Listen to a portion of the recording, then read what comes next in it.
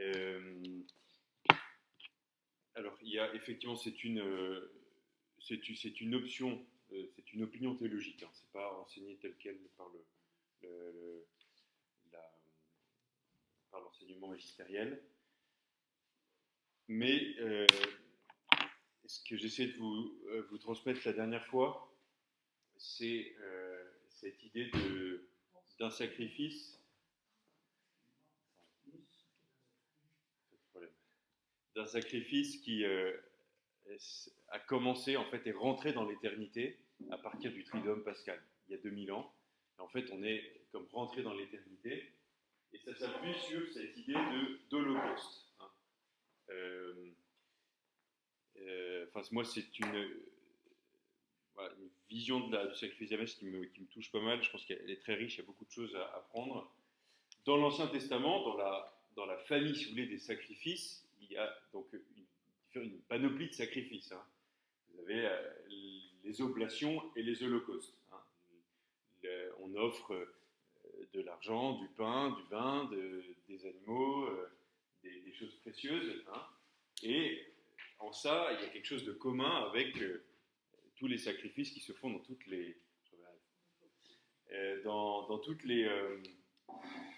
les expressions religieuses. Hein. Et donc dans le genre du sacrifice, il y a un sacrifice particulier qu'on appelle l'Holocauste, qui est l'Holocauste qui est ce sacrifice qui s'achève dans le feu. Hein. L'animal, ou même la réalité qu'on offre en sacrifice, pour être donné à Dieu, euh, si vous voulez, le restituer à l'ordre de Dieu, hein, pour faire sacré, comme selon l'étymologie du terme sacrifice, eh bien cet animal est, après avoir été immolé, hein, il est consumé dans le feu. Dans le feu. Et donc dans le sacrifice du temple, c'était ce qui se passait, en particulier à la Pâque, ça se passait tous les jours, mais en particulier pour la fête de la Pâque, où les agneaux étaient sacrifiés en grande quantité, en particulier commençaient à sacrifier les agneaux au moment où le Christ finit la scène, si vous voulez, un moment où la scène se déroule et il part au jardin des Oliviers. Hein. C'est là où effectivement, intérieurement, parce que les vrais sacrifices sont, un sacrifice est le signe d'un sacrifice intérieur, hein, donc le Christ se donne lui-même en sacrifice, hein, dans cette scène de l'agonie du Christ, hein, et puis ensuite il vient être immolé au moment où effectivement ils étaient immolés, où le sang était versé le vendredi saint, hein, et ensuite ils étaient brûlés par le feu, offerts sur l'autel des sacrifices et brûlés par le feu. Et c'est ce qui, du coup, justifie, c'est pas une pratique, hein, l'autel des parfums, pour permettre de couvrir cette odeur de chaux cramé qu'il y avait dans le temple. Parce qu'en permanence, c'était des quantités d'animaux qui étaient. C'est colossal, hein, le nombre de sacrifices au temple de Jérusalem. D'ailleurs, je pense, c'est une opinion tout à fait personnelle, hein, mais que vous savez qu'il y a des juifs qui voudraient reconstruire le temple et finalement reprendre cette liturgie du temple, mais je pense que notre sensibilité moderne ne supporterait pas. Il y a tellement de sang qui était versé pendant le sacrifice du temple, et en partie et aussi l'odeur qu'il y avait.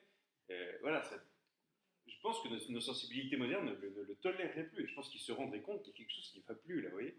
C'est une vision tout à fait personnelle, hein, mais je pense que voilà, c'est pas négligé cet aspect-là. Effectivement, si un jour ils arrivent à reconstruire le temple et qu'on voit effectivement ce qui va. En plus, il faut des troupeaux et des troupeaux, parce qu'il il fallait quand même pouvoir sacrifier euh, un par famille pour la Pâque, hein, où les plus pauvres se mettaient ensemble, mais il en fallait beaucoup, quoi.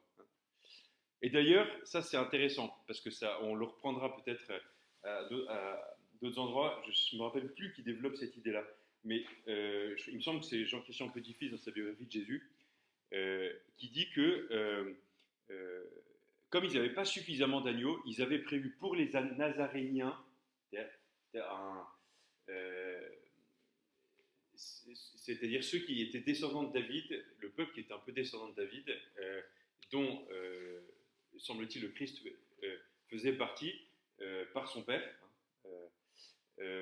Donc ça, je crois que c'est Jean-Christian Petit-Fils qui développe beaucoup cette idée-là.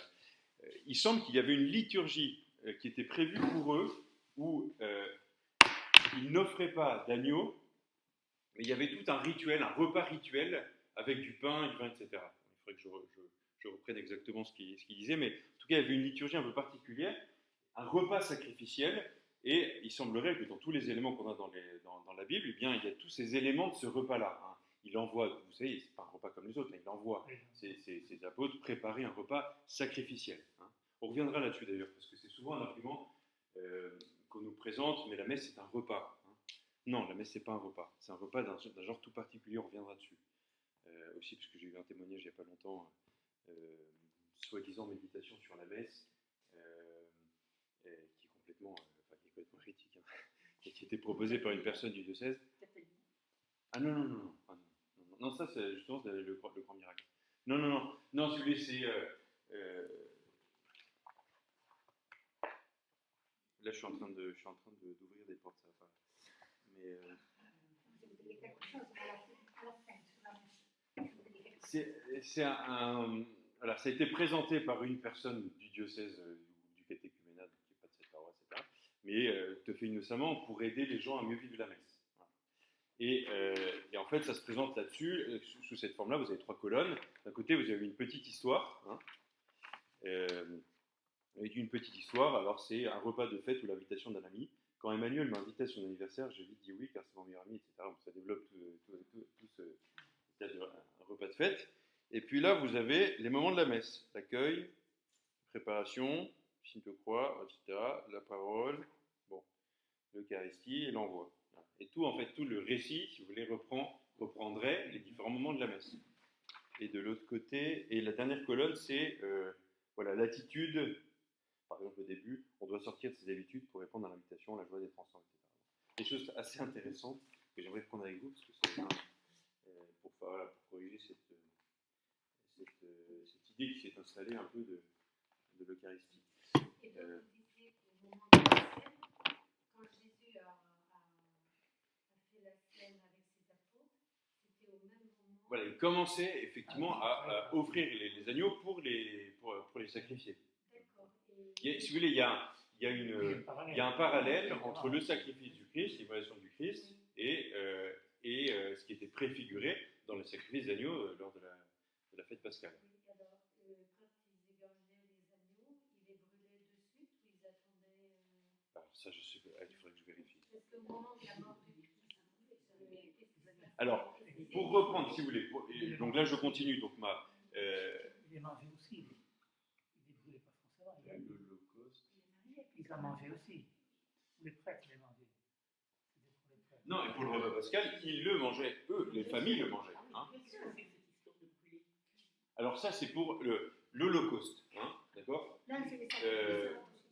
voilà, là je vous parlais d'un type de sacrifice. Alors il faudrait que je revoie effectivement s'il y avait des holocaustes dans le rituel pascal. Il me semble que le rituel pascal est un rituel, il y avait un rituel familial. Hein, ça célébrait dans les maisons, de manière très liturgique. Le père de famille avait un rôle, il y a un petit enfant qui avait un rôle, il y avait tout un... Exactement, il y a quelque chose. Voilà. Je pense que Béatitude le présenterait mieux que moi. Mais il y avait aussi toute une liturgie au temple. Il faut savoir s'il y avait effectivement un holocauste à ce moment-là. Je pense que oui. En tout cas, c'était au temple, il me semble, qui sacrifiait les agneaux pour les repas pascals, pour les repas domestiques. Pour les repas qui célébraient la fête de la Pâque. Donc il faut l'offrande. Ça marche pas très bien. Donc il faut l'offrande d'un animal. Hein, donc ça serait l'agonie du Christ, si vous voulez. Ensuite,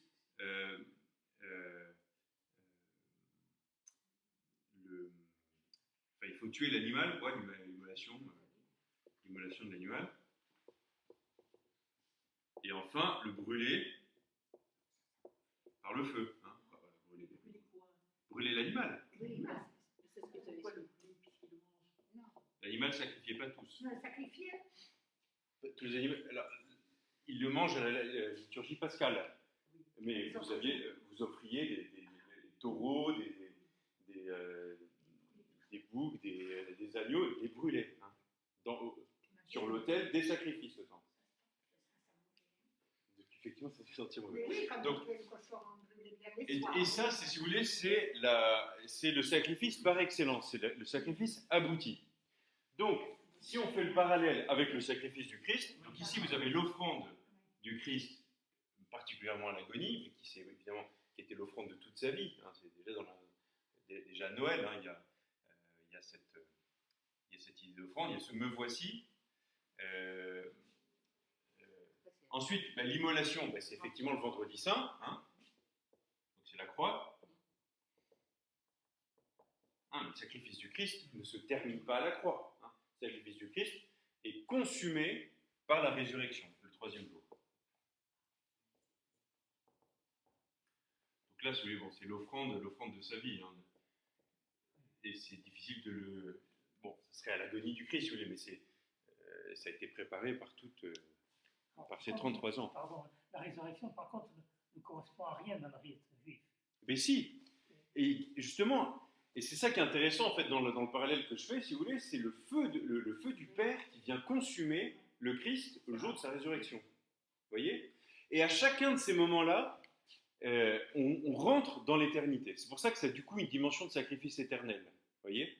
C'est-à-dire que c'est ce feu de Dieu qui le fait rentrer au moment de la résurrection, qui le fait rentrer dans l'éternité. Et ce qui fait que du coup, à chaque fois qu'on participe au sacrifice de la messe, on est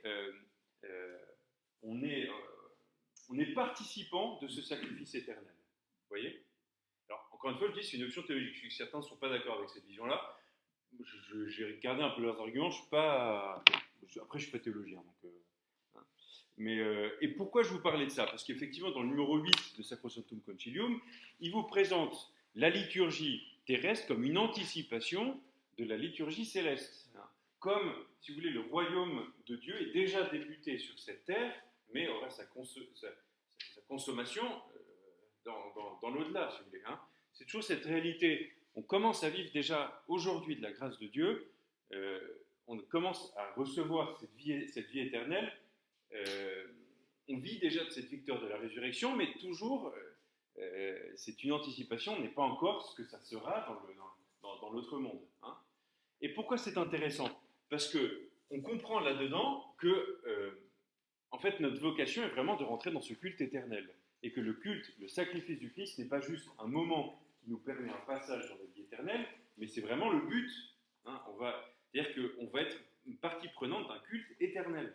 Et on est déjà participant de ce culte éternel quand on participe à la messe. Vous voyez? Hein. Donc c'est pas juste un moyen, si vous voulez, c'est pas un passage, c'est vraiment l'aboutissement. Vous voyez? Bon, est-ce que ça... Non, mais ce qui guide, si vous voulez, une interprétation correcte de la liturgie, c'est la théologie, c'est le logos, c'est la parole, c'est l'enseignement, la vérité. Pour savoir comment vivre la liturgie, déjà nous personnellement, mais aussi collectivement, eh bien il faut avoir cette lumière-là. Et je pense que c'est intéressant quand on lit ces différents paragraphes de Sacrosanctum Concilium, c'est que ça nous donne une nouvelle lumière pour mieux interpréter, mieux comprendre la liturgie. Et mieux savoir poser les gestes, vous voyez, comprendre pourquoi ce geste-là est important et pourquoi celui-là n'est pas important, vous voyez, ou comprendre effectivement parce que si on comprend la liturgie, en particulier la messe, comme un repas, hein, et effectivement, il va falloir privilégier une vision horizontale, parce que quand vous faites un repas, ce qui est important, c'est que vous puissiez vous regarder les uns les autres, pour que vous puissiez partager, vous puissiez vous intéresser aux autres, vous comprenez?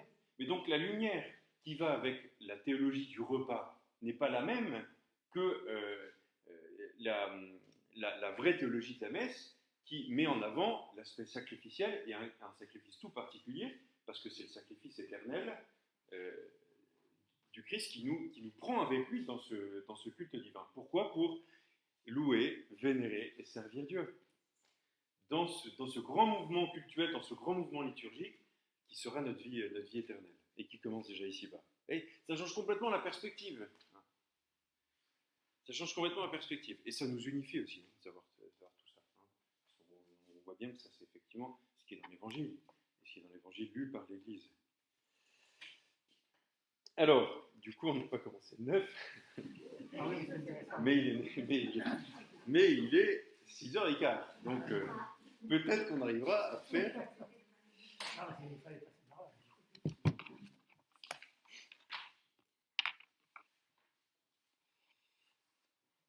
Alors, donc, dans le numéro 9, il nous est dit que la liturgie n'épuise pas toute l'activité de l'Église. Donc il y a encore Dieu. Car avant que les hommes puissent accéder à la liturgie, il est nécessaire qu'ils soient appelés à la foi et à la conversion. Comment l'invoqueront-ils s'ils ne croient pas en lui, dit saint Paul? Comment croiront-ils en lui s'ils ne l'entendent pas? Comment entendront-ils sans prédicateur? Et comment prêcheront-on sans être... Vous voyez toute l'angoisse apostolique qu'il y a dans ces questionnements de saint Paul.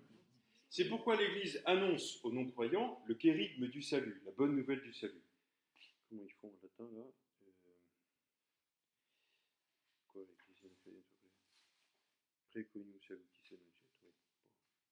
la bonne nouvelle, oui. La bonne nouvelle du salut.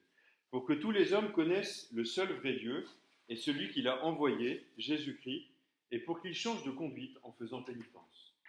Quant aux croyants, elle doit toujours leur prêcher la foi et la pénitence. Elle doit en outre les disposer au sacrement, leur enseigner à observer tout ce que le Christ a prescrit et les engager à toutes les œuvres de charité, de piété et d'apostolat, pour manifester par ces œuvres que si les chrétiens ne sont pas de ce monde, ils sont pourtant la lumière du monde et ils rendent gloire au Père devant les hommes.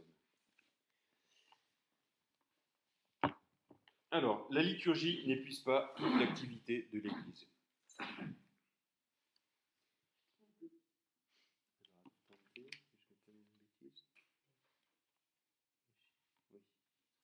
Alors, oui. Je trouve qu'il y a du boulot dans cette dernière ligne. C'est pour rassurer, il y en aura toujours. Alors, ça, je ne sais pas si vous voulez bien. N'épuise pas toute l'activité de l'Église. Qu'est-ce que ça veut dire? Est-ce que ça veut dire que il y aurait deux missions équivalentes dans l'Église? C'est-à-dire, en gros, sa mission apostolique au sens où le service des autres, quoi, vous voyez, toute l'activité sociale, hein, l'activité sociale, et puis à côté, le culte, hein, c'est-à-dire l'Église et ce qu'il y a à l'extérieur, hein, comme on pourrait parfois le penser, hein. L'Église, avec un petit E, pardon, et voilà, l'extérieur.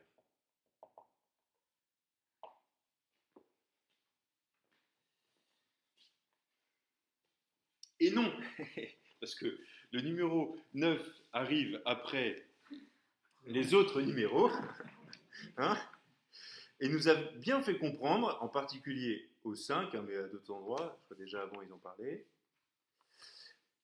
que le Christ est venu pour restaurer la plénitude du culte divin. Hein. Par le Christ, la plénitude du culte divin est entrée chez nous. Ce que je vous disais tout à l'heure, c'est que le culte, en réalité, c'est l'aboutissement. C'est la fin de tout. Hein. Donc, effectivement, la liturgie n'épuise pas toute l'activité de l'Église, mais comme on le dira au numéro suivant, numéro 10, c'est effectivement le sommet de toute la vie de l'Église. C'est ce vers quoi on tend. Ça, c'est vraiment important, j'espère que cette idée se fait claire. Hein. On est appelé, c'est notre vocation essentielle, on est appelé à rentrer dans ce culte éternel, grâce au Fils, qui est le grand prêtre éternel, comme dit l'Épître aux Hébreux. Hein. Et donc, toutes les autres activités sont ordonnées à ce culte éternel. Voyez, donc il y a effectivement voilà, tout est dirigé vers le culte.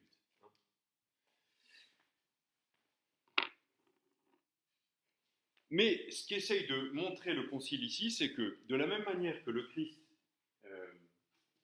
n'est pas arrivé, si vous voulez, le jour de Noël en célébrant la messe, hein, il y a toute une progression.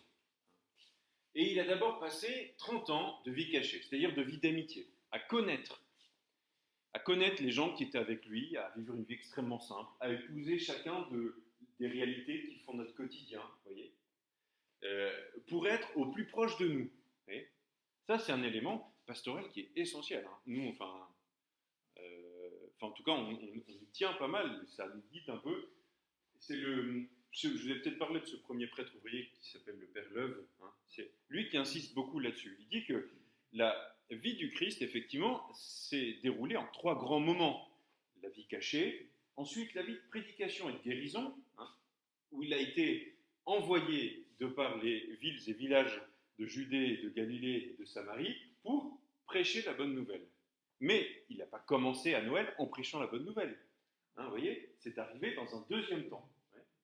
Et ensuite, effectivement, et ça a duré 3 ans. Sur les 30 ans de vie cachée, 3 ans de prédication, et puis la fin de sa vie, ce sont ces 3 jours de sacrement, hein, où il a effectivement institué le sacrement par excellence, qui est l'Eucharistie, hein, avec le jeudi, vendredi et la nuit de Pâques. Hein, ces 3 jours sacramentels. Donc, il y a, si vous voulez, je pense que là, l'Église, elle insiste là-dessus, en montrant que si effectivement la finalité, c'est le culte rendu à Dieu à travers le sacrifice de la croix, eh bien, il y a quand même tout un chemin avant, hein, et que du coup, toute l'activité de l'Église ne s'épuise pas dans le sacrement, même si, on le dira dans le numéro 10, elle trouve, tout le reste de l'activité de l'Église trouve sa source dans la liturgie, hein, et en même temps, elle est son sommet. La liturgie est son sommet. Vous voyez, c'est clair ça? C'est pour ça, effectivement, que l'Église annonce aux non-croyants, hein, le kérigme du salut, pour que tous les hommes connaissent le seul vrai Dieu et celui qui l'a envoyé, Jésus-Christ, pour qu'ils changent de conduite en faisant pénitence.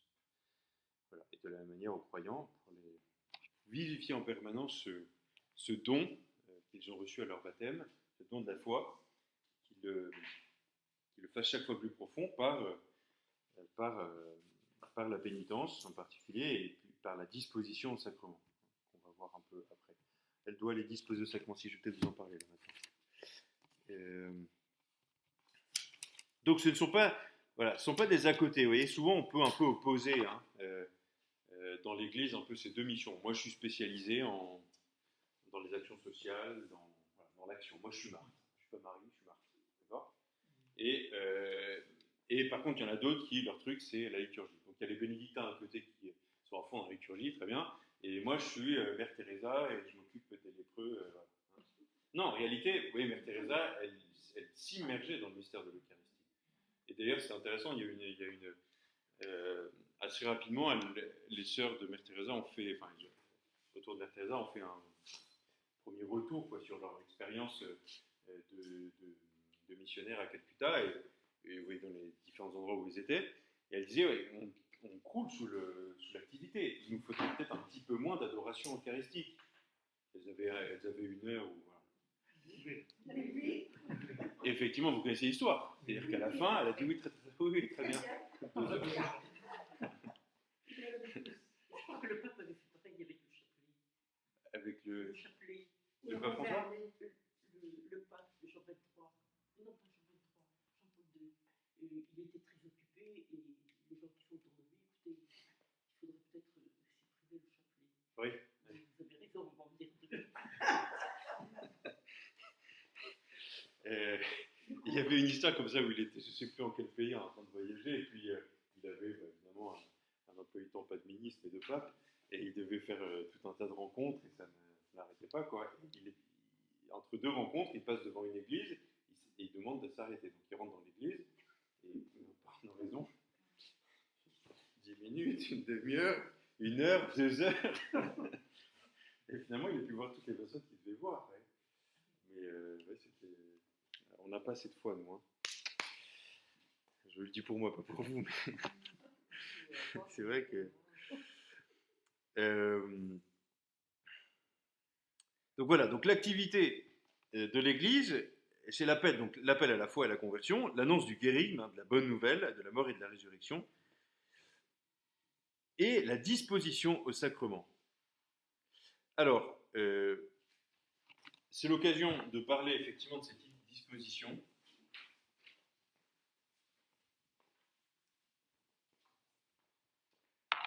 Ah, peut-être juste parenthèse. Si pour nous la messe est un repas, hein, si la lumière, si vous voulez, qui nous permet de voir la réalité de la messe, c'est le repas, eh bien, effectivement, quand vous invitez une personne chez vous autour d'une table et que vous lui donnez pas à manger, bah, c'est pas très sympa. A priori, le repas ne se passe pas très bien. Hein.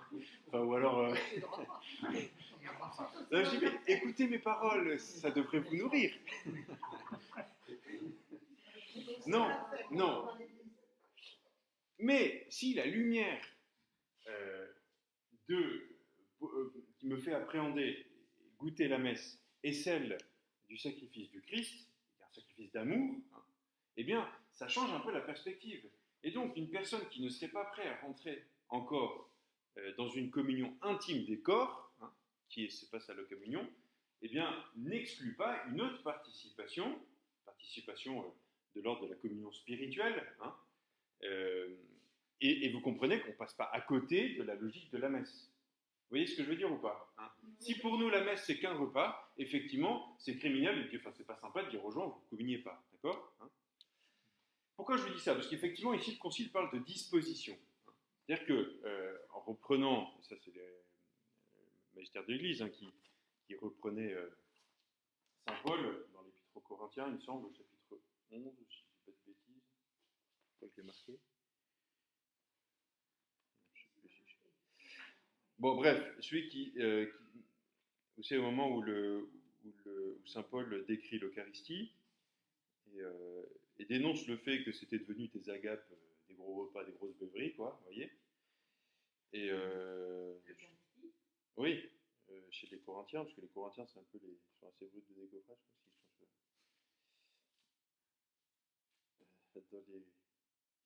Voilà, c'est au chapitre 11. Hein. Puisque j'en suis aux recommandations, je n'ai pas à vous louer de ce que vos réunions tournent non pas à votre bien, mais à votre détriment. Car j'apprends tout d'abord que, lorsque vous vous réunissez en assemblée, il se produit parmi vous des divisions, et je le crois en partie. Il faut bien qu'il y ait des scissions parmi vous pour permettre aux hommes éprouvés de se manifester parmi vous. Lors donc que vous vous réunissez en commun, ce n'est pas le repas du Seigneur que vous prenez. Dès qu'on est à table, en effet, chacun prend d'abord son propre repas, et l'un a faim tandis que l'autre est ivre. Vous n'avez donc pas de maison pour manger et boire? Ou bien méprisez-vous l'Église de Dieu et voulez-vous faire honte à ceux qui n'ont rien? Que vous dire? Vous louez? Sur ce point, je ne vous loue pas. Pour moi, en effet, j'ai reçu du Seigneur ce qu'à mon tour je vous ai transmis. Le Seigneur, Jésus, la nuit où il était livré, prit du pain, et après avoir rendu grâce, le rompit et dit, ceci est mon corps qui est pour vous, faites ceci en mémoire de moi. De même, après le repas, il prit la coupe en disant, cette coupe est la nouvelle alliance en mon sang, chaque fois que vous en boirez, faites-le en mémoire de moi. Chaque fois, en effet, que vous mangez de ce pain et vous buvez de cette coupe, vous annoncez la mort du Seigneur jusqu'à ce qu'il vienne. Ainsi donc, quiconque mange le pain ou boit la coupe du Seigneur indignement aura à répondre du corps et du sang du Seigneur. Que chacun donc s'éprouve soi-même, et qu'ainsi il mange de ce pain et boive de cette coupe. Car celui qui mange et boit sa propre condamnation, s'il ne discerne le corps. Voilà pourquoi il y a parmi vous beaucoup de malades et d'infirmes, et que bon nombre sont morts. C'est une mort spirituelle, il parle ici. Hein. Si nous nous examinions nous-mêmes, nous ne serions pas jugés. Mais par ces jugements, le Seigneur nous corrige pour que nous ne soyons point condamnés avec le monde. Voilà. Ainsi donc, mes frères, quand vous vous réunissez pour le repas, avec un grand R, hein, ici, il faudrait regarder le terme grec, hein, attendez-vous les uns les autres. Si quelqu'un a faim, qu'il mange chez lui, afin de ne pas vous réunir pour votre condamnation. Quant au reste, je le réglerai lors de ma venue. Pourquoi il mangeait? Ce qu'il y a, c'est qu'en fait, il se retrouvait toute la nuit, il y avait la prédication, et effectivement, il y a pu avoir chez ces Corinthiens une confusion entre un repas et le repas du Christ. Hein. Confondre le cadre où il y a eu l'institution. D'ailleurs, je fais attention à la parole de la classification, c'est en particulier pour la coupe, c'est après le repas. C'est pas pendant le repas, c'est après le repas. Même si le pain, c'est pendant le repas. C'est quoi déjà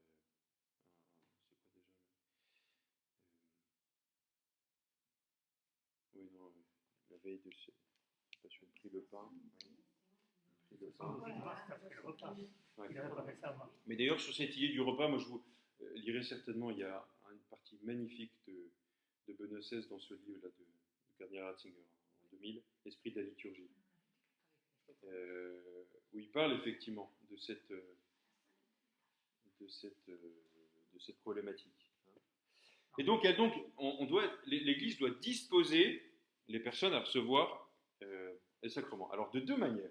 La première, alors si vous savez, c'est l'enseignement classique entre l'état de grâce et être en état de communion avec Dieu, ou avoir perdu cet état de grâce.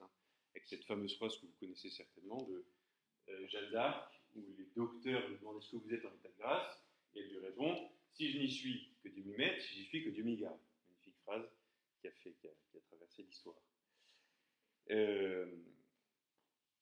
Qui les a d'ailleurs bien confondus. Mais pourquoi? Alors, pour pouvoir comprendre cette réalité de l'état de grâce, qui parle de la disposition personnelle, on fait toujours la comparaison avec l'amitié. Lorsque deux personnes s'aiment d'amitié, elles peuvent, dans leur relation, commettre des fautes légères. Voilà. Des manques de délicatesse, des négligences, voilà, parfois des choses un peu plus... Mais ça n'est pas très grave, si vous voulez. Ça blesse l'amitié, mais ça ne vient pas la rompre. Par contre, l'un ou l'autre peut parfois commettre l'irréparable. Et bien souvent, c'est des choses qui touchent à l'affectivité, voilà, à l'amour. Bon. Je sais pas, il y a deux amis, et il y en a un qui prend la femme de l'autre. En général, c'est assez irréparable. Vous voyez, ça met un terme à la relation entre les deux personnes.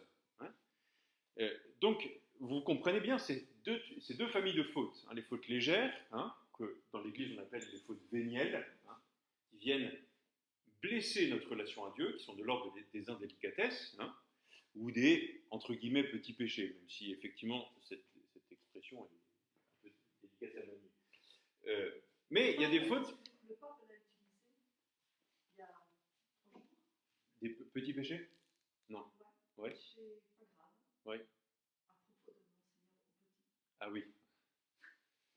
Ouais, alors là, je rentrerai pas dans ce débat-là parce que je suis Non, mais c'est bon. pantois. Oui, mais effectivement, il y a une hiérarchie dans les péchés. Comme pour les témoins, on en parlait chez Bénial. Alors, si vous voulez, je ne veux pas vous chercher parce que bon, je fais confiance, mais c'est dans le catéchisme, évidemment, c'est encore enseigné, si vous voulez. Mais ça a disparu de la prédication. Et c'est dommage que là, encore une fois, ça rentre dans l'exhortation à disposer pour le sacrement, qui est présent dans le concile. Sans sous, il y a des fautes qui sont graves et qui, si elles sont commises librement, en pleine conscience, c'est toujours les 3 conditions pour remplir ça, et libre, en pleine conscience, et qu'effectivement ça soit une matière grave, donc il y a les 3 conditions, effectivement ça devient ce qu'on appelle un péché mortel. D'accord, Sauf qu'en réalité il y a 3 types de péchés. Ce qu'on appelle le péché véniel, le péché mortel, qui est comme l'irréparable, on a cassé ce lien d'amitié entre le Christ et nous. Tu sais, le péché vient s'insérer dans une histoire d'amour. C'est évidemment pas ce qui est premier, mais c'est de notre côté ce qui vient blesser l'histoire d'amour qui existe avec le Christ nous personnellement depuis notre baptême. Cette vie de grâce, on vient perdre cette vie de grâce. Ici, on perd ce qu'on appelle la grâce. C'est-à-dire qu'on dit qu'on n'est plus en état de grâce. Et ici, ce qu'on appelle le péché grave, qui est en fait, pour qu'il y ait péché mortel, il faut qu'il y ait une matière grave, c'est-à-dire que matière grave, par exemple, tuer quelqu'un, c'est une matière grave. Il faut qu'il y ait la liberté, la liberté de le faire, parce que si je tue quelqu'un avec un pistolet sur la tempe, forcément, ça limite un peu la liberté, même si il peut toujours y avoir quand même de la responsabilité. Et puis, pleine conscience. Et puis, pleine conscience.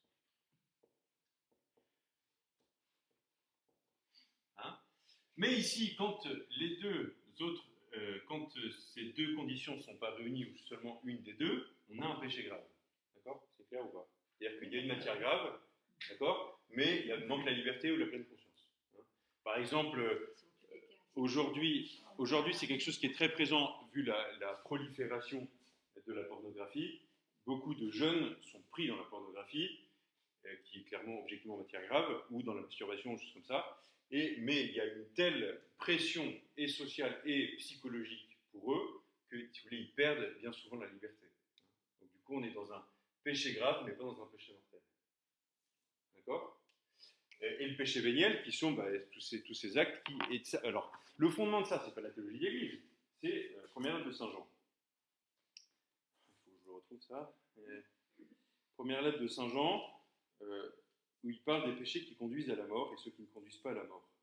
Donc, ceux qui ne conduisent pas à la mort et ceux qui conduisent à la mort. La mort de l'amitié avec Dieu, de l'amitié avec Dieu, et on blesse simplement l'amitié avec Dieu. Il faudrait que je vous retrouve le passage exactement.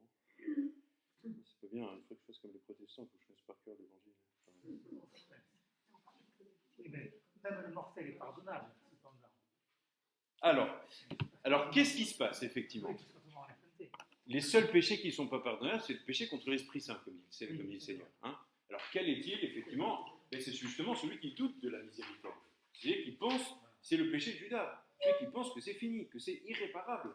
Là, le Seigneur ne peut rien faire. Parce qu'en réalité, qu'est-ce qui se passe ? C'est un péché où ma liberté vient s'opposer catégoriquement en disant, Seigneur, tu ne peux rien faire pour moi. Voyez ? Et donc, en fait, le Seigneur ne peut pas nous forcer. C'est toujours une histoire d'amour, hein, donc pas forcer. Hein. Mais qu'est-ce qui se passe dans ce cas-là ? La seule manière pour retrouver la grâce, donc là, il n'y a plus la grâce, hein, il n'y a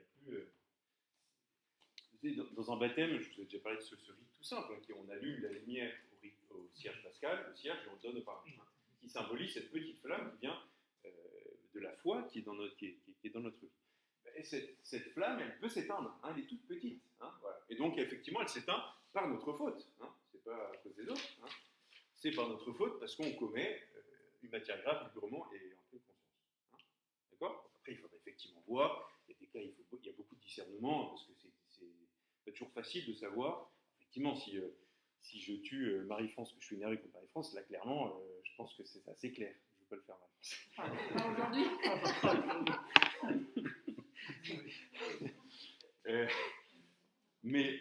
Alors la seule, si vous voulez, quand on est dans cet état-là, comment guérir, si vous voulez, cette situation-là ? Eh bien simplement en retournant de tout notre cœur, hein, vers le Seigneur et en faisant, on n'est pas obligé de passer par la case confession, là, vous voyez. Là, on peut simplement vivre de tout notre cœur un acte de contrition, un Notre Père, la préparation pénitentielle de la messe, hein, qui nous dispose, c'est pour ça qu'il est au début de la messe, elle nous dispose, préparons-nous à la célébration de l'Eucharistie en reconnaissant que nous sommes pécheurs. C'est une disposition, hein, on dispose nos cœurs pour justement bien vivre ce...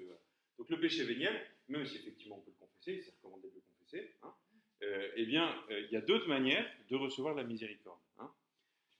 Ici, alors c'est toujours le même mouvement, c'est-à-dire que pour retrouver la grâce avec le Seigneur, il suffit au fond de nous-mêmes d'avoir ce qu'on appelle une contrition parfaite, c'est-à-dire de demander d'avoir une vraie douleur pour ce qu'on a fait, pas uniquement par rapport à parce qu'on est trop nul, parce qu'on n'y arrive pas, etc., mais d'abord parce qu'on a blessé le Seigneur. Hein. Donc, si vous voulez, c'est pour reprendre le parallèle avec deux amis, c'est celui qui se rend compte qu'il a fait une saleté, et ben il va voir l'autre, il s'humilie, il demande pardon. Et l'autre, si vraiment il sent qu'il y a un vrai repentir, ben il n'a pas le droit de lui dire non. Il serait dans une grave faute de lui dire non, de refuser son pardon. On est tenu, d'ailleurs, hein, en justice divine, on est tenu de pardonner les personnes quand les dispositions sont... Quand on les voit, ces dispositions-là. Quand une personne nous a fait une crasse et qu'elle vient et qu'elle nous demande vraiment pardon du fond du cœur, on est tenu de les pardonner. Hein. Ça, c'est un aparté, hein, c'est important. Hein. Parce que bien souvent, on peut se durcir, du coup, parce que comme on a tellement souffert de certaines choses, du coup, on ne pardonne pas. Hein. Et si l'autre ne pardonne pas ? Mais non, il faut... Là, c'est dans le cas où l'autre vient vous voir, si vous voulez, et vous demande pardon. Hein. Alors, vous pouvez lui dire, écoute, j'ai besoin un peu de temps, mais vous êtes obligé de vous mettre sur le chemin du pardon. En justice, vous êtes tenu de ça. On est tenu de ça.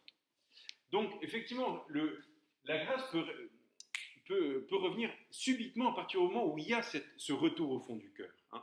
Mais l'Église nous dit, pour être sûr qu'effectivement il y a eu ce retour, alors ça me demanderait un peu de temps là, de vous expliquer ce qu'on appelle l'attrition et la contrition parfaite. C'est une contrition imparfaite que bien souvent on a, parce qu'on n'a jamais assez de douleur, mais qui est transformée en contrition parfaite au moment de l'absolution des péchés à la confession.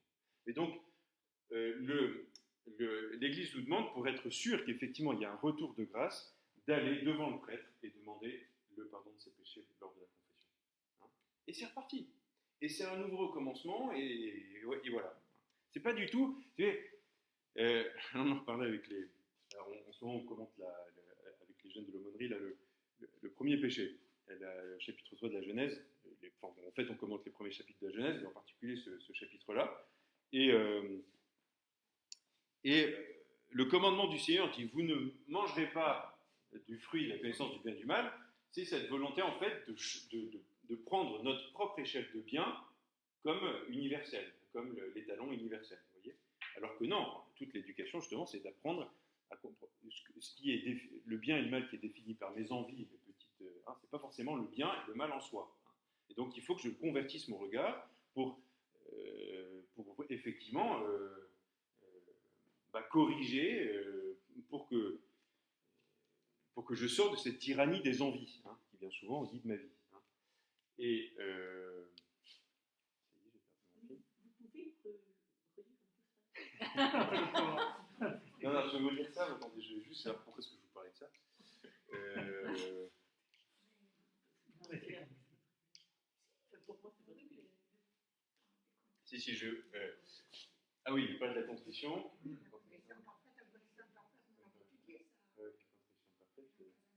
Bref, alors, si vous voulez,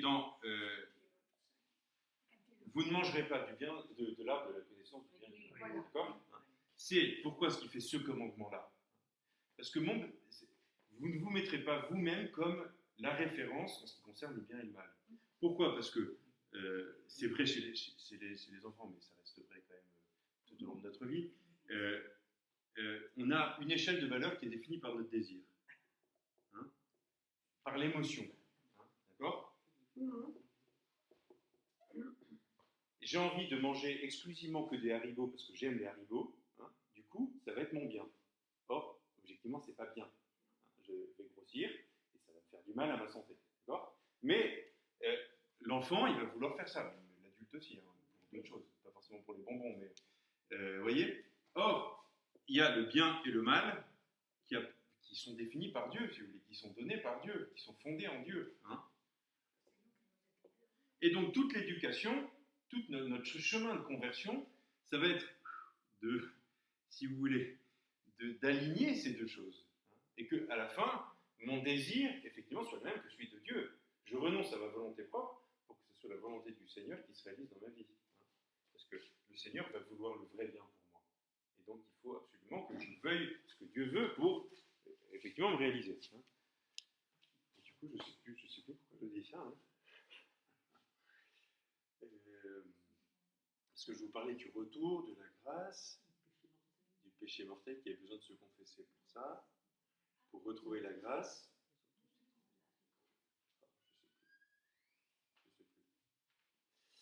Je sais plus. Bon, ça me reviendra peut-être, mais je ne sais plus. Pardonnez-moi. Excusez-moi. C'est rassurant pour nous. Pardon ? Ça renvoie aussi à tout débat sur loi naturelle et loi des hommes. Quand on dit qu'il n'y a pas de loi naturelle et que tout vient de choix des... Oui, exactement. Oui.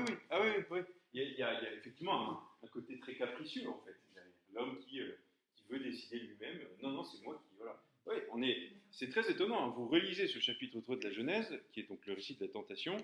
C'est vraiment le prototype de notre propre péché, mais en plus des structures de péché de notre société contemporaine. On a vraiment... on voit des gamins qui veulent en faire qu'à leur tête, quoi.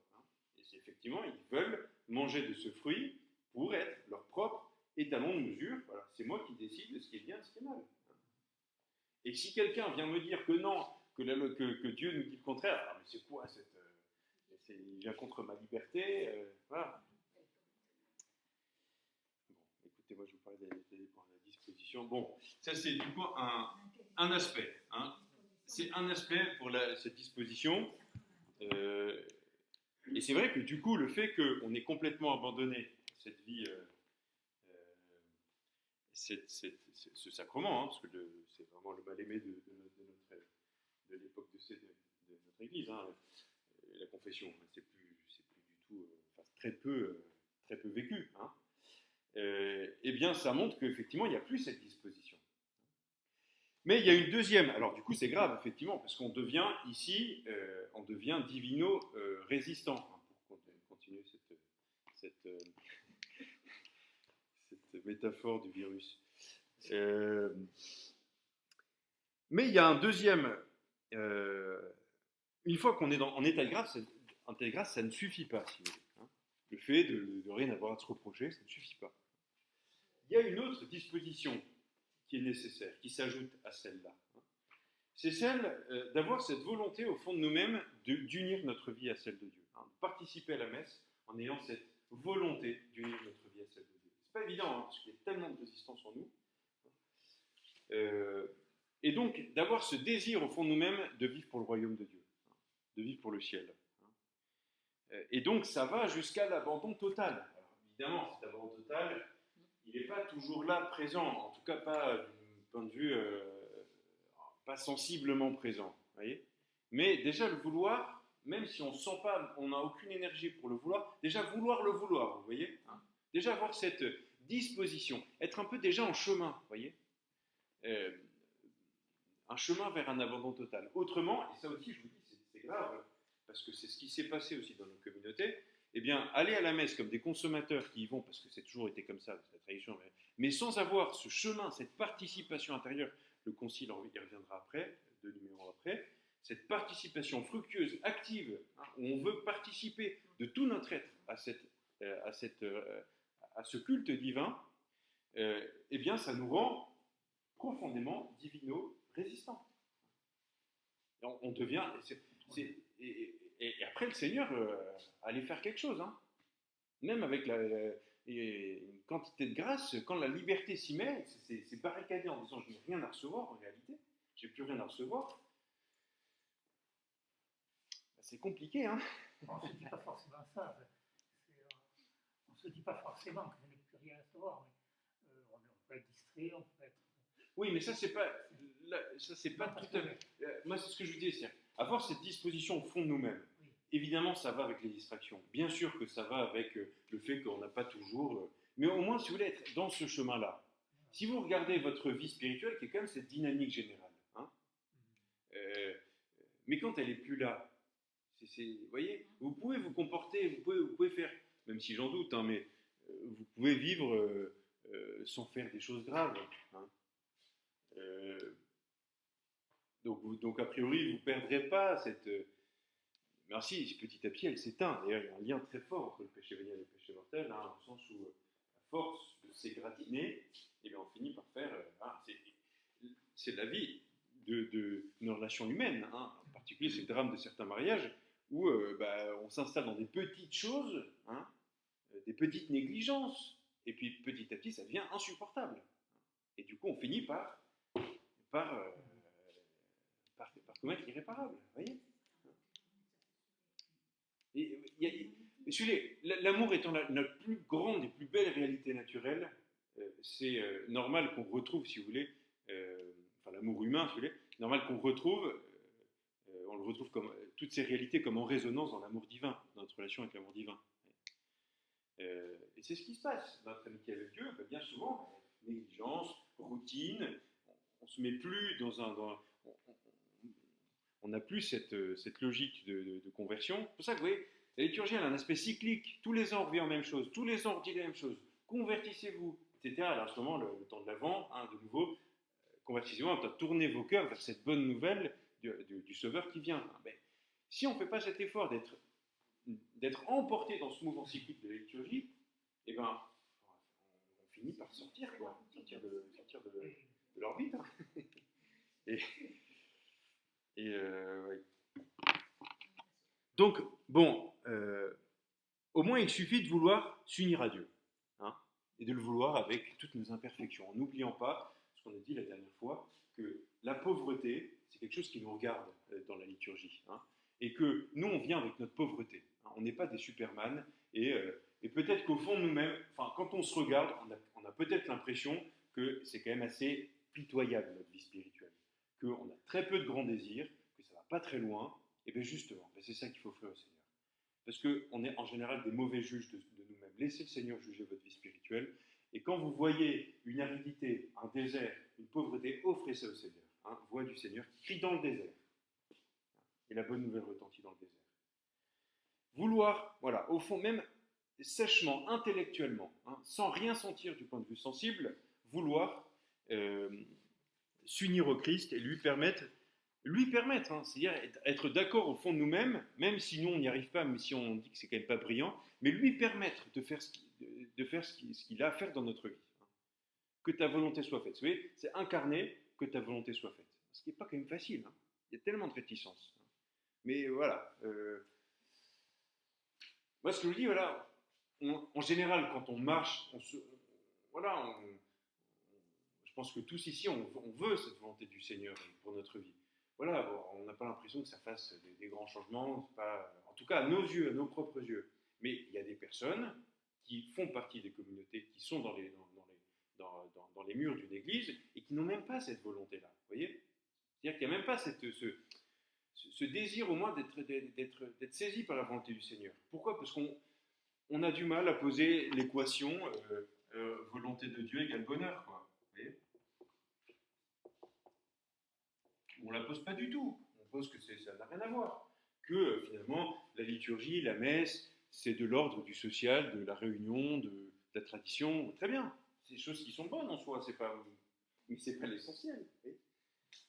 C'est ça qui nous met vraiment sur le chemin de Dieu, c'est quand au moins qu'on commence à voir un peu ça, hein, que la volonté de Dieu, eh ben, c'est mon bonheur. Mon bonheur à moi. Hein. Alors qu'il n'y a plus de volonté, etc. C'est ça la sédie. Bah, effectivement, alors la sédie c'est le péché spirituel par excellence. Hein. C'est le grand péché des moines du désert, le grand péché des moines, le grand péché de ceux qui, enfin la grande tentation en tout cas, de ceux qui se mettent derrière le Christ et commencent à marcher et commencent à traverser le désert. C'est arrivé à un moment, on en a ras-le-bol. C'est une espèce de dégoût des choses spirituelles. Hein. Et le Seigneur veut qu'on passe par là. On ne passera pas par une autre voie. Alors, le problème, c'est quand ça devient un vice. C'est-à-dire quand on ne fait rien pour lutter contre ça. Et que finalement, on se laisse tomber dans la routine. Et en fait, rapidement, les choses se dégradent. Hein. Je pense que les grands scandales qui touchent les membres de l'Église aujourd'hui, comme ça a touché à d'autres moments, si vous voulez, ben c'est dû à ça. C'est qu'arrive un moment au fond de nous-mêmes, Dieu, ça ne nous satisfait pas. Il y a une espèce de dégoût spirituel, vous voyez. Et on n'est jamais à l'abri de ça. Et la seule manière de lutter contre le pire des démons, qui est le démon de la sédie, eh bien, c'est de persévérer avec une énergie renouvelée. Et là, il y a un vrai héroïsme. Hein. Parce que quand on traverse le désert, c'est pareil que pour des réalités humaines, hein, des réalités humaines, surnaturelles du mariage, par exemple, où parfois on arrive dans des déserts, hein, même par rapport à nos vocations. Hein, parce que moi, je me mets aussi dedans, si vous voulez. Il y a des moments où il faut mettre un pied devant l'autre, hein, mais mettre un pied devant l'autre et se redonner dans une nouvelle énergie, quoi. Et tous les jours recommencer sans perdre l'espérance, persévérer sans désespérer. En étant sûr que le Seigneur ne nous abandonne pas. Hein. En fait, voilà, la sédie, elle nous porte à désespérer en réalité, en disant de toutes les manières, il n'y a rien à faire, il n'y a pas de bonheur sur cette terre, et Dieu finalement ne peut rien faire pour ça. Il y a un très très joli livre de Père Abbé d'une abbaye qui est Saint-Vendry en Normandie, qui s'appelle, dont Jean-Charles Naud, qui s'appelle Le démon de midi sur la sédie. C'est un très très beau livre. C'est un résumé de sa thèse de doctorat sur la question. Mais c'est un bouquin qui rend comme ça. Et excellent. Enfin, bref. 10. C'est 5 minutes.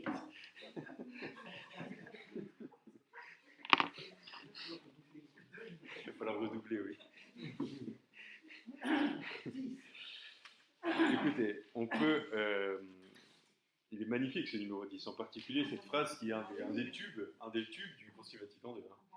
Toutefois, la liturgie est le sommet vers lequel tend l'action de l'Église. une telle ou toutefois, c'est-à-dire qu'on est vraiment en lien, on rebondit sur la liturgie n'épuise pas toute l'activité de l'Église, même si effectivement l'Église doit annoncer la parole, doit prêcher la conversion, etc. Toutefois, la liturgie est le sommet vers lequel tend l'action de l'Église. C'est-à-dire que Mère Teresa, quand elle soigne le lépreux, elle a comme objectif la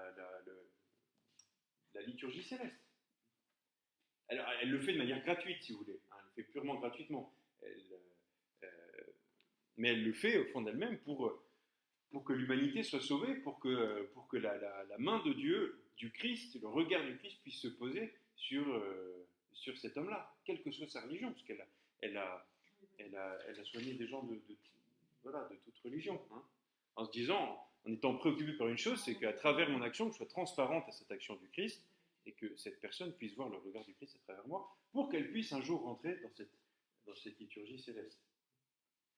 Je ne sais pas si elle le dit, il faudrait que je cherche, je lis ses œuvres. Mais... Elle le pensait. Ah mais c'est la logique même de la santé. C'est sûr que le Le droit de l'habitude de vivre aussi, soigner tous les... Enfin, Oui. soigner tous les séparés. Ouais. Et enfin, quand on voit le film, je ne sais pas qui l'a vécu, ça, Le saint vit ça.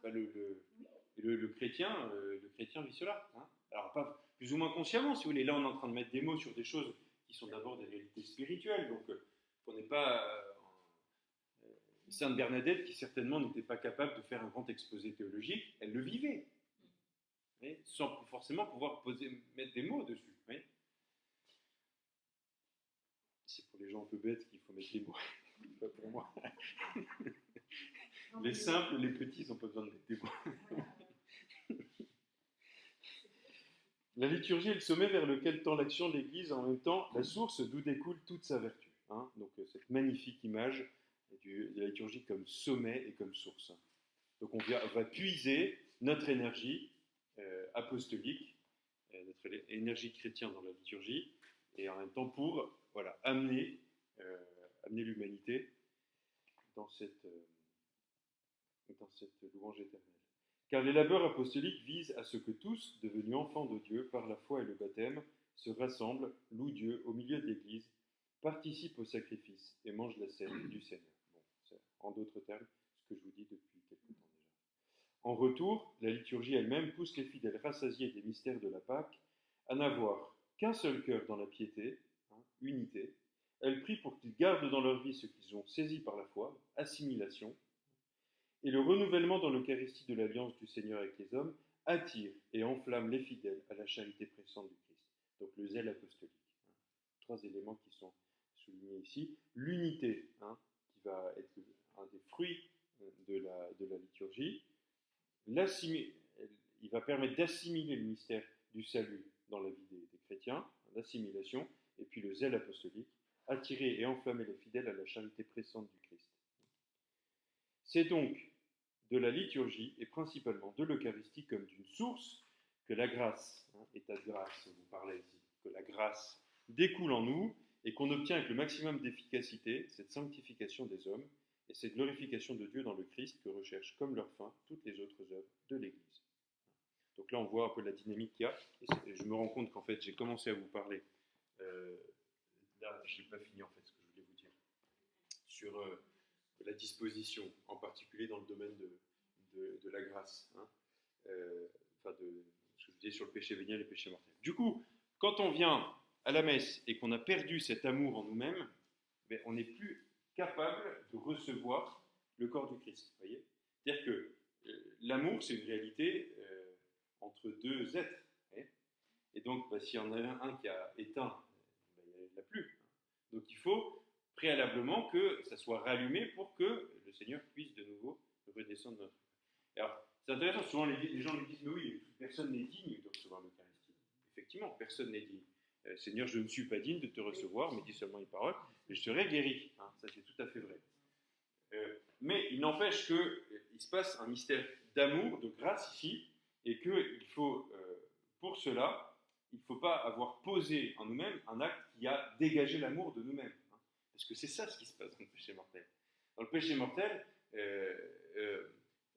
non seulement on se rend indigne du Seigneur, mais en plus on s'oppose à l'œuvre du Seigneur. Donc on viendrait dans une logique d'opposition au Seigneur pour recevoir son amour. C'est une incohérence. Vous voyez. Et c'est du coup, et le problème, c'est que l'Eucharistie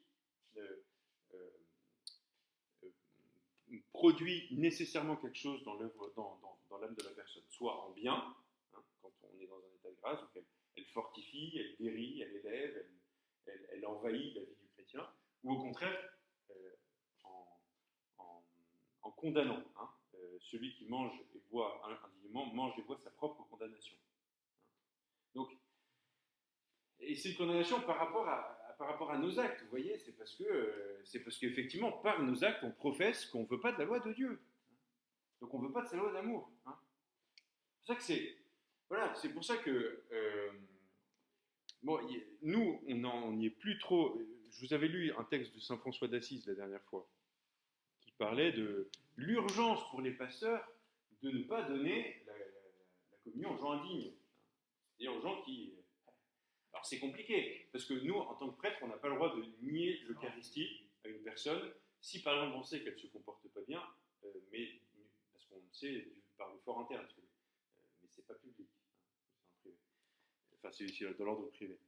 Mais par contre, c'est tout le débat qu'il y a eu en ce moment avec la communion pour Joe Biden, hein, qui est objectivement favorable à l'avortement, hein, mais qui va communier le dimanche.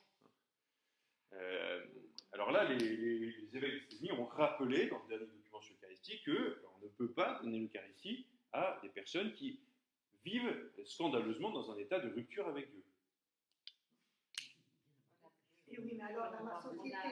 Mais vous comprenez bien, c'est pour ça qu'il faut que de nouveau, comme dit le Concile, qu'on enseigne de nouveau, que l'Église enseigne de nouveau ces réalités-là pour disposer. Parce que le but, c'est quoi? C'est pas embêter les gens. Le but, c'est que le règne d'amour puisse enfin se propager. Oui, Mais, Il faut qu'il y ait une cohérence quand même entre. On a un exemple très proche. Une personne qui a accepté ces lois bioéthiques et qui tranquillement vient. Oui, mais c'est pas nous de juger, en fait, c'est difficile. ah bah, attendez, si c'est une personne publique Oui, oui. qui prend des positions publiques objectivement contre la loi de l'Église, là c'est extrêmement clair hein, dans l'enseignement de l'Église. Oui, bah, Oui, mais Et moi, je serais tenu de le refuser. oui, mais on ne peut rien faire. On ne peut voter pour lui la prochaine fois. Non, c'est pas ça. Non, vous refusez Quelqu'un qui est précis, l'Eucharistie. vous connaissez. Oui, vous refusez l'Eucharistie. Mais vous voulez faire ça aussi. C'est pas possible. Bah non, enfin, Bon, ça c'est une question de personne qui est compliquée. Nous, on en parle un peu avec notre évêque parce que effectivement, il y a des questions qui peuvent se poser chez nous. Bon, c'est pas effectivement, c'est délicat. De toutes les manières, je pense que du point de vue du pasteur, c'est plus une question qui nous regarde nous prêtres. Avant de faire ça, il faut signifier à la personne avant, c'est-à-dire qu'il ne s'agit pas de le faire devant tout le monde, dans l'assemblée dominicale, quoi. Exactement, parce que d'une part, voilà, ce sera l'ego qui sera humilié et c'est pas le but. On n'est pas là pour humilier les gens. Mais effectivement, signifier qu'avant, que voilà, on ne sera pas dans la possibilité de donner la communion. Mais voilà, par lettre ou par appel ou choses comme ça. Et pour dire pourquoi. En même temps, oui, c'est à des côtés, vous savez, côté du ministère du Christ, qu'on voit c'est Saint Jean-Baptiste, mais du Christ aussi, où il dénonce les hypocrisies. Bon, il faut le faire, hein. C'est pas agréable, il faut le faire. Et d'abord en nous-mêmes, hein, pour les nôtres, personnels, et puis aussi pour les autres, quoi. Oui, pour nous, c'est un gros problème, quand je vous dis, on en a déjà parlé, mais pour les obsèques, ou choses comme ça, où on voit des personnes qui, objectivement, n'accueillent pas la loi de Dieu. Bon, il ne s'agit pas de les mettre dans des cases et de les montrer du doigt, etc. Mais juste ne pas favoriser, si vous voulez, une situation dans laquelle elles vont se condamner elles-mêmes, parce que le Seigneur le dit. Qui mange et boit indignement, mange et boit sa propre condamnation. Vous le dites dans les enterrements. Oui, alors moi en fait ce que je fais, enfin maintenant on fait chaque moment de messe, en réalité. On célèbre des célébrations. On fait des célébrations pénitentielles. C'est plus serein si vous voulez, ça correspond plus au choix des gens. Si on les prend pour des adultes, ils ont fait des choix par rapport à la pratique, par rapport à tout ça. Alors peut-être pas très éclairés, hein, parce qu'ils sont peut-être suivis de mouvements, etc. et ben on va pas forcer la réalité en disant mais non, non, non, il faut, parce que c'est important qu'il y ait la messe. La messe, on la célèbre de toute manière, pour le défunt. Donc elle sera célébrée à un autre moment, mais elle sera célébrée la messe. Et donc effectivement, ça c'est important. Mais après, forcer la famille proche, c'est comme ça que ça se passe, hein, forcer la famille proche qui ne pratique pas du tout à venir communier le jour même. Bah, ça dépend, mais beaucoup communiquent. Il y avait personne des affligés, pourtant je la connais par cœur, mais il n'y avait personne qui a été communié. Bon, ça dépend un peu des obsèques. Moi, je crois Mais vous voyez, dans un autre cas où là tout le monde vient communier, ou beaucoup viennent communier, à Saint-Joseph, moi, à l'école, moi j'essaie d'arrêter de faire des messes, je fais des célébrations. En plus, comme si vous voulez, ils sont célébrations où par exemple il y a un moment d'adoration eucharistique. Comme ça, il y a le Seigneur qui est là et ils peuvent passer un peu de temps avec le Seigneur. Mais toujours un peu, si vous voulez, dans cette logique de, il y a une progression. Il y a 30 ans de vie cachée, il y a 3 ans de prédication, il y a 3 jours de sacrement. Vous voyez ? Et pour des gens qui n'ont jamais eu ce chemin avec le Seigneur, on ne peut pas leur demander dès le début de venir participer à l'Eucharistie. Il y a une préparation, vous voyez ? Il y a une préparation et ça demande du temps, ça demande de la pédagogie, ça demande de connaître les gens et puis pouvoir commencer à prêcher la parole, pour que petit à petit, déjà cette soif surgisse dans leur cœur et puis qu'ils voient si effectivement leurs œuvres correspondent à la volonté du Seigneur. C'est la question que demain dans l'Évangile les disciples de Jean-Baptiste posent à Jean-Baptiste. Que devons-nous faire ? Que devons-nous faire ? Et ils n'ont pas encore connu le Christ là. C'est une étape avant. Hein. Ils sentent bien qu'il y a quelque chose. C'est pour ça qu'ils sont venus, c'est pour ça qu'ils sont attirés. Mais ils disent que devons-nous faire ? C'est intéressant parce qu'il y a plusieurs professions. Il y a les publicains, puis après il y a les soldats romains, et puis chacun demande que devons-nous faire.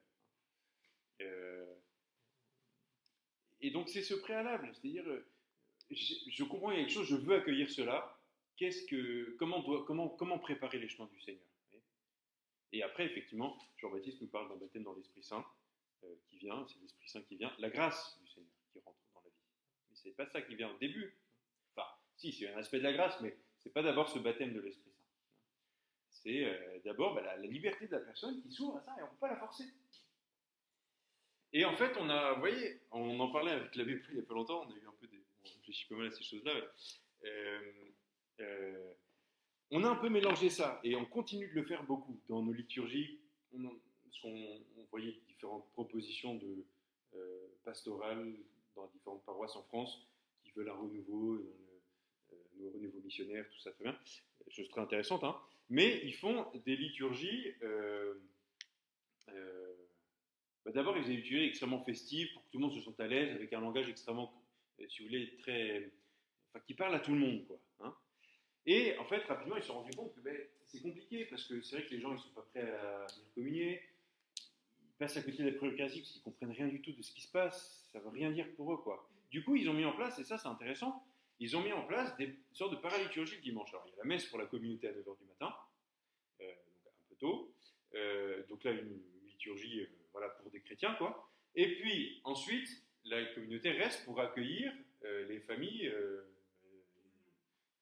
les tout venants, mais pour une liturgie beaucoup plus dans l'ordre de l'annonce de la parole, hein, beaucoup plus charismatique, mais il n'y a pas la partie eucharistique, où il y a de la louange, c'est beaucoup plus ouvert, c'est dans les mains, c'est les enfants qui courent, etc.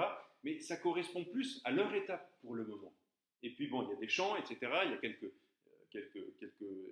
passages de la parole de Dieu. Il y a une grande prédication, on a plus le temps d'expliquer le message du Christ.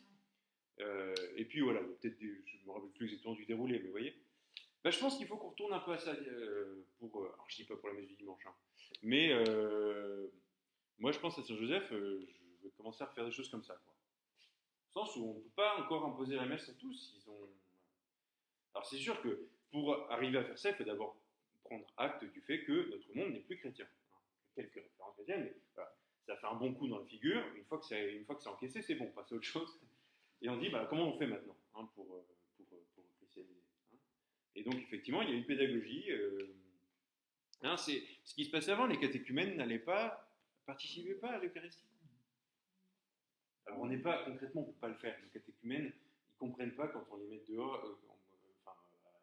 D'ailleurs, on ne pourrait pas le faire parce que les gens, tout le monde visite les églises aujourd'hui, donc pourquoi est-ce qu'ils ne pourraient pas être là, un touriste musulman pourrait rentrer dans l'église au moment de la consécration, personne ne le mettrait dehors, c'est normal. Donc pourquoi est-ce qu'on mettrait dehors en catéchumène, vous voyez? Donc il faut arriver à adapter cette réalité à aujourd'hui, quoi. C'est-à-dire lui proposer une paraliturgie qui n'est pas encore l'Eucharistie, mais qui lui permettra d'ouvrir son cœur pour qu'il puisse poser cette question: que devons-nous faire? Et alors du coup là, effectivement, il y a tout le travail de préparation. Les évangélistes font tout ça, non? Effectivement. Et c'est ça qui est intéressant, c'est qu'en tête, vous avez Paul, c'est qu'en fait, on a voulu copier beaucoup les évangiles de ces dernières décennies. Hein. Je ne sais pas si vous avez en tête la paroisse de Glorious de Lyon-Centre, là, où en fait c'est un énorme concert, quoi, où il y a la scène, quoi, où il y a les chanteurs, et puis il y a la messe à côté, et c'est un peu un grand mélange, quoi. Alors, on a du mal un petit peu à voir un petit peu la dynamique qu'on a vue là. Alors c'est sûr que ça touche beaucoup, parce que c'est un langage musical oui, qui est joyeux, festif, qui touche pas mal, c'est sûr. Mais est-ce qu'on respecte la... Mais oui, mais alors justement, le commentaire d'Abbé Paul, c'est de dire qu'en fait, et je pense qu'il a assez raison de dire ça, en fait, on a voulu calquer un modèle évangélique en lui plaquant la messe. Vous voyez, c'est-à-dire insérer dans un modèle évangélique la messe. Donc prendre la fête évangélique, effectivement, comme ils le vivent eux, avec une prédication hyper charismatique, très, très dans le sentiment, très bien, et mettre la messe dedans. Il disait non, enfin, j'ai lu et je partage son avis là-dessus, en réalité il faut pourquoi pas utiliser ce que font les évangéliques, mais ne pas le faire coïncider avec la messe. Que la messe reste la messe, puisqu'on ne célèbre pas la même chose. Et la messe n'épuise pas, la liturgie n'épuise pas toute l'activité de l'Église. Et peut-être que ce qu'on voit chez les évangéliques, ça fait partie de toute l'activité, de l'autre partie de l'activité de l'Église, qui est ordonnée à la messe, et qui vient de la messe. C'est pour ça que ces chrétiens dans cette paroisse, à 9h du matin, ils ont leur messe. Et puis après, ils vont accueillir... voilà. Il suffit de l'expliquer. Oui, mais déjà, vous voyez, pour nous, c'est quelque chose qu'on a compris ces derniers temps. Donc, effectivement, il suffit de l'expliquer. Ouais. Et voilà, du coup, j'ai fait cette proposition. Ça a été un peu tendu à l'énergie parce qu'ils voulaient qu'on fasse, pour la messe de Saint-Joseph, la de Noël, ils voulaient au milieu de l'Avent qu'on fasse une messe de Noël avec plein de chants de Noël, tout ça. En fait, ils voulaient faire un truc pour eux, mais sans s'insérer dans la dynamique de l'Église, quoi. Bon, je leur en veux pas, mais en fait, ils ont une pratique de foi comme ça. Enfin, ils n'ont pas de pratique de foi, mais enfin, ils se rattachent un peu à l'Église comme ça, quoi. Et donc cette année, donc moi j'ai un petit peu expliqué les choses, et finalement j'ai refait une proposition de dire voilà, écoute, par M. Ginessa, voilà, on va faire ce type de liturgie, et il était super content. Ils étaient tous super contents de la proposition, parce qu'ils ont pu faire leur chant de Noël, leur machin, et que ça colle beaucoup plus, quoi. Donc on va voir, c'est vendredi prochain. Mais ouais, je pense qu'il faut qu'on arrive à adapter, et une des bases pour pouvoir reconstruire, c'est de déjà constater qu'on n'est plus chrétien, c'est tout. C'est comme ça. C'est grave, mais c'est pas très grave, dans le sens où on va reconstruire. Non, mais bien sûr, vous comprenez bien ce que je dis, c'est grave, mais prenons acte, c'est ça. Ça serait bien Oui. que l'Église en prenne conscience qu'elle le dise. Et je pense qu'il y a quand même un mouvement, vraiment, de conscience. En fait, ce qui était difficile, si vous voulez, c'est que aussi une certaine génération de prêtres, et en disant ça, je ne veux pas du tout montrer du doigt, mais c'est normal, et moi, à leur âge, je ferai pareil. Mais c'est difficile quand on arrive quand ils ont fonctionné d'une certaine manière toute la vie, d'une manière chrétienne. Ils ont fonctionné comme pour animer des communautés chrétiennes. Et bien du coup, c'est difficile de changer complètement la perspective. Mais ils sentent bien que ça marche pas. Ils sentent bien. Mais oui, c'est une grande... ouais. Ils savent pas comment s'en Ouais. sortir. C'est une garde de souffrance. Ouais. C'est Alors après, quand je vous dis, moi je ne suis pas en train de dire nous ça va marcher, etc. Parce que je ne sais absolument pas ce que c'est on nous réserve. Mais en tout cas, je pense qu'effectivement la manière juste d'appréhender la pastorale, enfin l'activité apostolique de l'Église aujourd'hui, c'est une posture réaliste. Déjà, prendre la température et voir effectivement où on en est et de constater qu'effectivement c'est un peu la ruine. Mais c'est pas grave. Non mais, je veux dire, en disant ça, c'est... Enfin, Il y a mon mal. Il y a vraiment C'est- d'accord. Et on va repartir. C'est-à-dire que constater que l'hiver, c'est pas grave. Hein. Surtout si on sait que effectivement, il y a le printemps qui arrive. Hein. Voilà. Bon, bah, le printemps, il arrivera parce que c'est une promesse. La parousie, elle reviendra. Je ne sais pas quand. Le Seigneur reviendra. La victoire, on l'a. Hein. Après, quel chemin ça va prendre chez nous, je ne sais pas. L'autre jour, on avait des ouvriers qui étaient évangélistes à la maison, qui faisaient une construction à la maison. Ils chantaient des cantiques tout le temps. C'était marrant quand même. On allait travailler, et entre eux, ils étaient 4. Il y en a un qui s'est mis au piano et qui a chanté des cantiques. C'est très bien, ouais, c'est magnifique. C'est ça. Bien sûr qu'on a besoin effectivement de retrouver un peu cette joie de la foi, cette spontanéité de la Évidemment, foi. ils ont vu à la maison qu'il y avait des crucifix, tout ça. Ouais. On n'est pas tellement loin. Et enfin, ils l'ont fait quand même. On ne leur a pas demandé. Bon, encore une fois, hein, je vous dis, hein, si vous devez partir à 7h, vous partez à 7h. Oui, non, Parce que moi, j'y arrive pas. mais c'est bon comme ça. Alors, une dernière peut-être remarque là pour ce numéro 10, si vous voulez. Je vous pose une question. Après tout ce qu'on vient de dire, que penser des croyants non pratiquants? Après tout ce qu'on vient de dire, que penser des croyants non pratiquants? Lesquels Sans poser un jugement moral. Est-ce qu'effectivement c'est viable? À partir du moment où la liturgie est la source et le sommet, qui sont-ils? parce que moi, beaucoup de personnes me disent, des gens mais vraiment qui ont un grand cœur, vraiment, hein, des personnes très engagées, etc. Et qui me disent, non, mais moi, bon, j'ai abandonné la pratique, mais vraiment, dès qu'il y a un service, dès qu'il y a un jeûne, je suis toujours là. Enfin, on sent qu'effectivement, elles se mettent un peu en valeur, peut-être, mais je veux bien le croire. Et de fait, je sais par droite à gauche que cette personne est très investie dans ceci, cela. Bon. Ils sont croyants. Et pour eux, on est quand même chrétiens, c'est pas le problème. Je pense qu'il touche la superficie, mais pas l'intérieur. On reste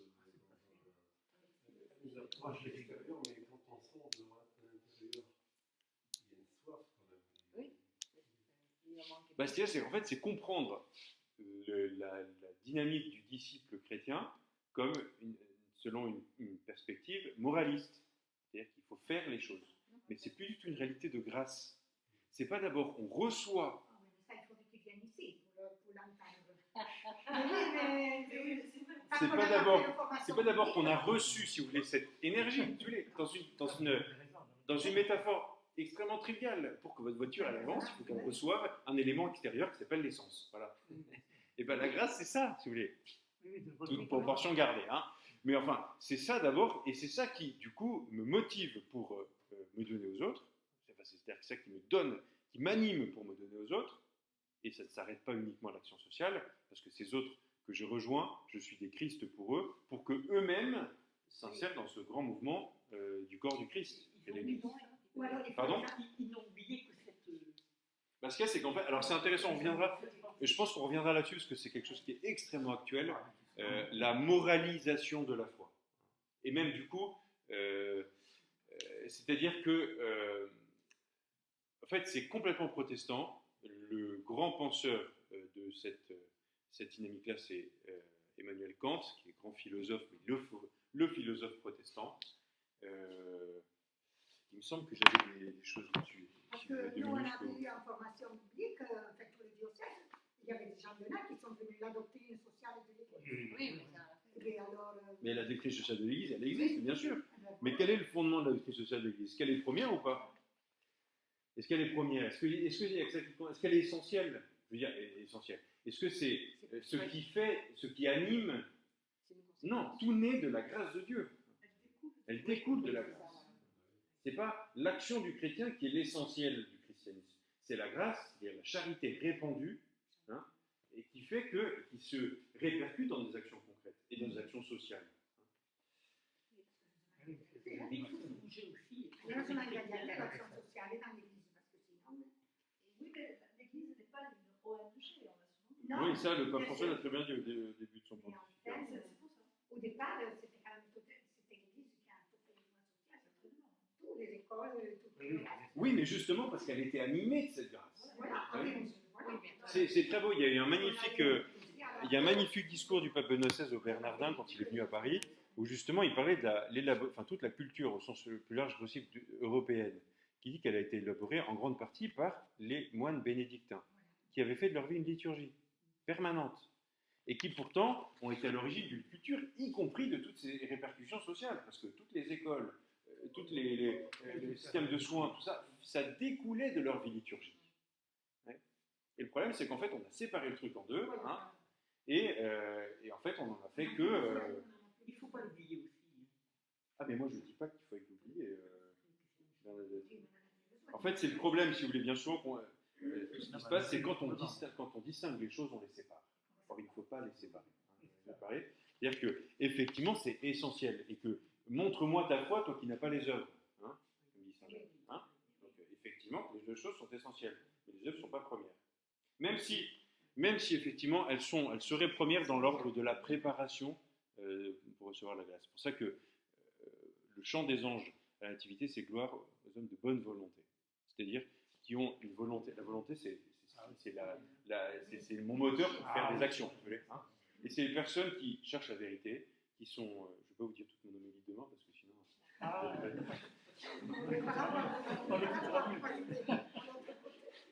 Non, c'est-à-dire qu'en fait, il y a une préparation à recevoir le baptême de l'Esprit. Cette préparation, elle est de l'ordre de nos actions, bien sûr. Effectivement, j'en ai parlé hier à la messe. Le Seigneur, en fait, il ne peut rien faire en face des pharisiens, parce qu'ils ne cherchent pas la vérité.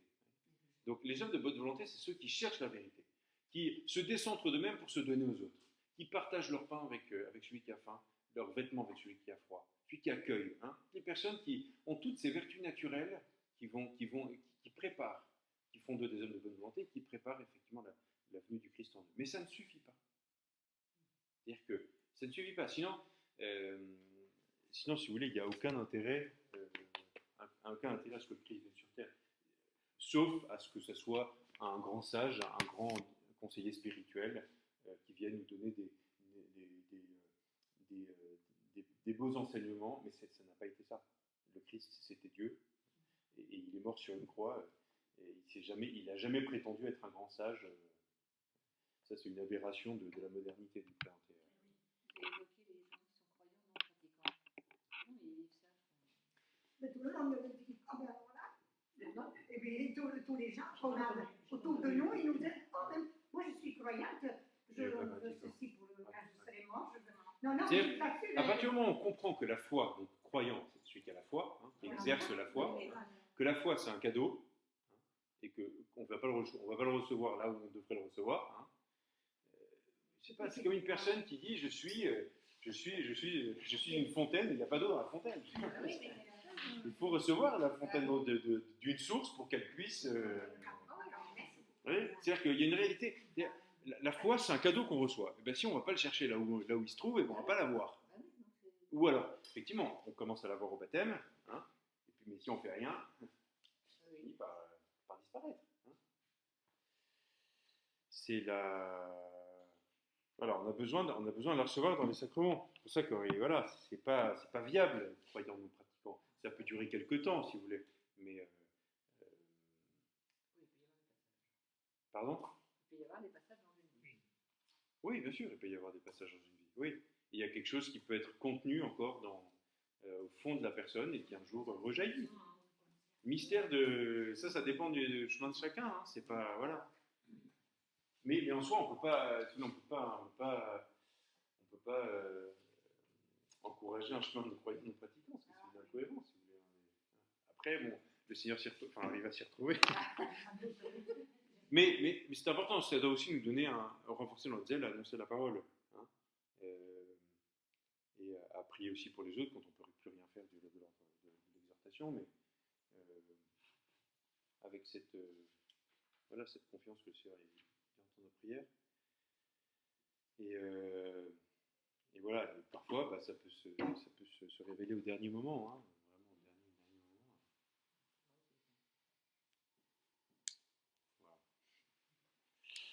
Ça fait 2 numéros. C'est bon.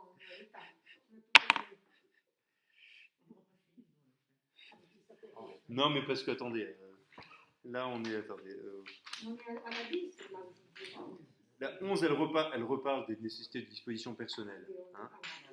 Elle reparle de la disposition d'une âme droite, hein, harmoniser l'âme avec la voix, et donc elle parle de la participation consciente, active et fructueuse. Un autre tube du Concile Vatican II. Il y a un mot pour les pasteurs. Oui, et après, effectivement, il y a tout un passage sur la formation liturgique, d'abord des professeurs de liturgie, des clercs et des fidèles. La formation liturgique des fidèles, numéro 19. Bon, il y a des choses qui vont demander moins de temps, si vous voulez. Il y a moyen audiovisuel et célébrations liturgiques. Bon, on va pas, Mais bon, c'est vrai que jusqu'au niveau. Non, mais pour le moment, Ah, au 13. non, on est 10, on est au 10. Ah oui, ça s'arrête au 13. Non, mais bon, après, bon, il y a beaucoup de choses qu'on dit que je vais plus vite. Je vois Bible et liturgie, ça veut dire Bible. Bible et 24. On va faire venir le Père Paul-Marie pour nous parler de la Loutin, pour nous parler de la Bible et de la liturgie. Parce que moi, je suis un incompétent en Bible.